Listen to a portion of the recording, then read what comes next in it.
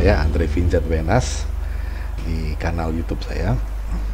Ada pertanyaan sahabat Indonesia, apakah hukum bakal tegak lurus atau lunglai terus?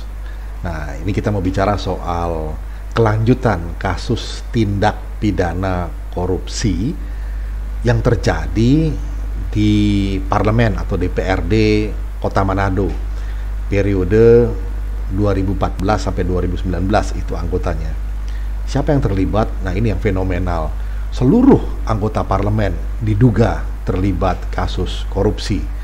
Nah, ini bukan kasus baru, kita mau menyikapinya supaya tidak terus terkatung-katung, karena kita tahu korupsi itu adalah extraordinary crime. Jadi kejahatan luar biasa. Bagaimana ceritanya? Begini. Saya barusan menulis artikel yang judulnya adalah apakah hukum bakal tegak lurus atau lunglai terus?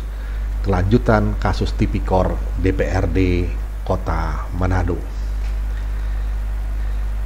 Sahabat, sekali lagi, iya masih berlanjut. Apanya yang masih berlanjut?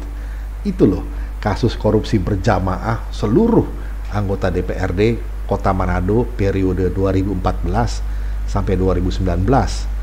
Ini yang melibatkan duit total sekitar 6 miliar rupiah kabarnya. Dilanjutkan, begitulah keterangan yang disampaikan oleh almarhum Bapak Mariono SH.MH yang waktu itu masih menjabat sebagai Kepala Kejaksaan Negeri Kota Manado. Kita menyatakan turut berduka cita atas wafatnya Pak Mariono SH.MH pada 1-5 Juni 2021 yang baru lalu. Nah, pasca penugasan Pak Mariono di Kejaksaan Negeri Manado, beliau adalah jaksa fungsional di Kejaksaan Tinggi Lampung. Semoga beliau beristirahat dalam damai. Amin. Sahabat, menurut laporan portal berita Manado Post, selama beliau, Pak Mariono, bertugas sebagai Kejari Manado, Provinsi Sulawesi Utara, Pak Mariono banyak menangani kasus tindak pidana korupsi. Begitu laporannya. Rupanya banyak kasus tipikor juga ya di Kota Manado. Sekarang posisi Kepala Kejari Kota Manado dijabat oleh Ibu Esther Sibuea SH.MH. Dan kita mengucapkan selamat bertugas. Semoga apa yang sudah dengan baik dikerjakan oleh pendahulunya bisa dilanjutkan, dan kasus-kasus yang belum sempat diselesaikan bisa dituntaskan segera. Waktu itu, untuk kasus tipikor, menurut Pak Mariono, dari ke-40 anggota parlemen itu, baru 7 orang yang mulai mengembalikan uang korupsinya. Jumlah totalnya hampir 500 juta yang sudah dikembalikan waktu itu. Sampai sekarang belum terdengar lagi apa kabar kelanjutannya. Dan ini yang terpenting, pernyataan beliau, walau duit dikembalikan, proses hukum akan terus berjalan. Begitu ditegaskan oleh Pak Mariono waktu itu. Semoga saja ini tidak terjadi seperti kasus yang di Jakarta yang kita dengar, di mana dugaan kasus korupsinya dilabel dengan nama kelebihan bayar. Itu loh soal pembelian damkar atau pemadam kebakaran. Dan kelebihan bayar itu katanya lalu dikembalikan dan kasusnya pun jadi abu, tak jelas kelanjutannya.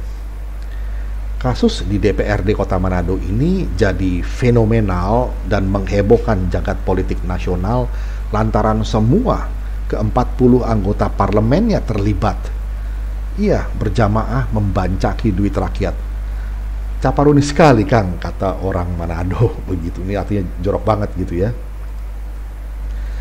Sekedar mengingatkan, komposisi 40 kursi DPRD Kota Manado periode 2014 sampai 2019 itu diisi oleh Partai Demokrat ada 9 kursi, PDIP 6 kursi, Golkar 5 kursi, Gerindra 5 kursi, PAN 4 kursi, Hanura 4 kursi, Nasdem 3 kursi, PKS 2 kursi, P3 1 kursi, dan PKPI 1 kursi. Dalam kasus ini, di tahun 2020, semua anggota DPRD itu sudah ditetapkan sebagai tersangka atau TSK. Itu karena kasusnya oleh Kejaksaan Negeri Kota Manado sudah dinaikkan dari status penyelidikan ke tingkat penyidikan atau sidik melalui surat perintah penyidikan nomor print 223-P110 FD1-01-2020 pada Januari 2020 yang lalu. Nah, semoga saja kasusnya tidak terkatung-katung atau malah masuk angin. Ingat, katanya walau duit dikembalikan, proses hukum tetap berlanjut. Ini bukan kasus baru, baunya sudah merebak di bulan Oktober tahun 2019 yang lalu terkait peraturan wali kota atau Perwako Manado nomor 35A tahun 2017 tentang gaji dan tunjangan DPRD Kota Manado yang akhirnya jadi temuan BPK RI.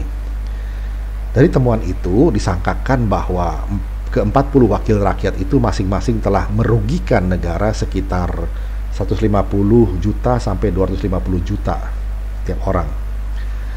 Namun tahun 2020 oleh Kejari Manado proses penyidikannya dihentikan sejenak lantaran ada pilkada serentak. Alasan penghentian proses hukumnya pun agak lucu. Katanya supaya tidak mengganggu proses pilkada. Karena ada beberapa anggota legislatif periode 2014 sampai 2019 itu yang ikut dalam kontestasi pilkada. Ya, inilah keanehannya. Kok bisa ya proses hukum dikalahkan oleh proses politik? Katanya hukum yang jadi panglima, tapi ini kok malah jadi kopral.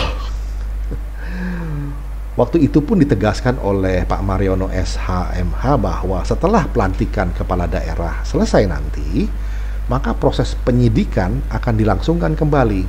Nah, sekarang pelantikan udah selesai, udah cukup lama. Jadi, bagaimana Bu Esther Sibuea? Kapan kasus tipikor yang memalukan ini bisa dituntaskan? Kita sangat berharap agar teladan penegakan hukum bisa ditunjukkan kembali di Kota Manado. Korupsi adalah kejahatan luar biasa atau extraordinary crime. Maka tidak bisa ditawar-tawar. Menjabat sebagai Kepala Kejaksaan Negeri Kota Manado memang perlu figur yang luar biasa juga, supaya kejahatan korupsi yang luar biasa jahatnya itu bisa diatasi seoptimal mungkin. Tidak lemas lunglai, tertiup angin mamiri yang bisa bikin terlena. Sampai-sampai waktu itu pimpinan Laskar Manguni Indonesia LMI Tona Aswangko Pendeta Hani Pantau Sarjana Teologi pun sempat mempertanyakan langkah hukum Kejari Manado dalam menuntaskan dugaan kasus tipikor 40 orang legislator Manado periode 2014 sampai 2019. Pendeta Hani Pantau bertanya di April 2020 dengan lugas, itu tentang dugaan korupsi anggota Dewan Dangso selesai urusannya. Tolong wartawan tanya ulang kalau sudah selesai dengan cara apa. Begitu Pendeta Hani Pantau. Pelajarannya, terutama bagi rakyat pemilih supaya tidak lagi masuk dalam perangkap politik uang ataupun agitasi kebohongan seperti yang dilakukan oleh ke-40 anggota Dewan periode 2014-2019 itu. Ingat, dumb politicians are not the problem. The problem is the dumb people that keep voting for them. Ini kan konyol sekali. Ingat, politisi-politisi bodoh itu bukan problemnya. Yang jadi problem itu adalah orang-orang bodoh yang terus-menerus memilih buat mereka. Itu kan konyol. Sahabat, Kota Manado mestinya bukan hanya menjadi teladan soal toleransi, tapi juga yang tak kalah pentingnya adalah soal kejujuran dan anti hipokrisi atau anti kemunafikan. Iyayat Usanti. Kita jumpa lagi di session berikutnya. Terima kasih.